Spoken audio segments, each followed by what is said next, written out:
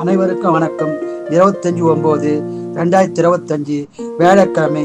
இந்நாளில் பிறந்த அனைவரும் நலமாய் சிறப்புடன் வாழ எல்லாம் வல்ல மகாசக்தி நாராயணியம்மனை வேண்டிக் கொள்கிறேன்.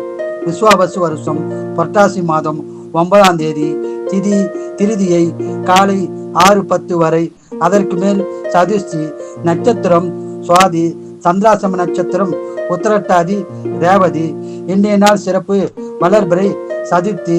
விநாயகர் வழிபாடு செய்வது சிறப்பாகும். மேசராசி நேர்களே வெற்றி பெறும் நாளாகும். ரிஷபராசி நேர்களே சிறப்பான நாளாகும்.